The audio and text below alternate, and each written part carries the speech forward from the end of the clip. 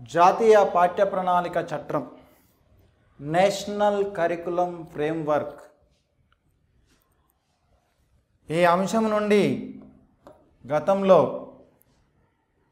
AP టెట్లో కానివ్వండి లేదా టీఎస్ టెట్లో కానివ్వండి ఈ అంశం నుంచి ప్రతి పబ్లిక్ ఎగ్జామ్లో ఒక ప్రశ్న అడుగుతున్నాడు. ఏపీ టెట్లో నుంచి ఒక ప్రశ్న అడుగుతున్నాడు. టీఎస్ టెట్లో కూడా ఎన్సిఎఫ్ 2005 నుంచి ప్రశ్న అడగడం జరుగుతూ ఉంటుంది.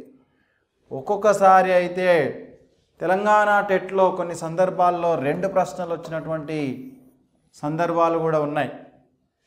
అదేవిధంగా ఇదే అంశము మనకు డిఎస్సిలో పర్స్పెక్టివ్స్ ఇన్ ఎడ్యుకేషన్ అనేటువంటి టాపిక్లో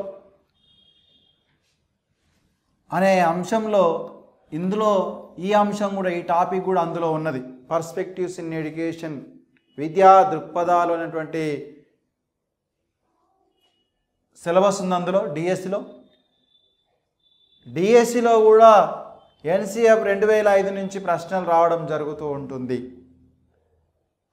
సో ఇటు టెట్కు ఉపయోగపడుతుంది మరియు అటు డిఎస్సికి ఉపయోగపడుతుంది.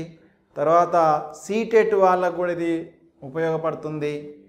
తర్వాత గురుకుల మోడల్ స్కూళ్ళకు నిర్వహించేటువంటి పరీక్షలలో కూడా ఇందులో నుండి ప్రశ్నలు రావడం జరుగుతూ ఉంటుంది. జాతీయ పాఠ్య ప్రణాళిక చట్టం నేషనల్ కరికులం ఫ్రేమ్వర్క్ అంటున్నాం.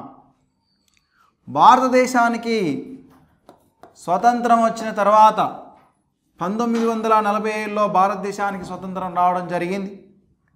భారత రాజ్యాంగము 1950 జనవరి 26న అమల్లోనికి రావడం జరిగింది.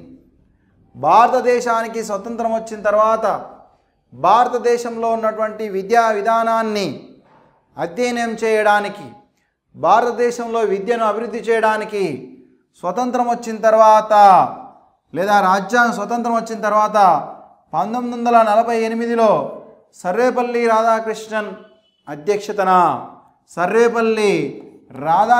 అధ్యక్షతన విశ్వవిద్యాలయాల కమిషన్ను ఏర్పాటు చేయడం జరిగింది. ఆనాడు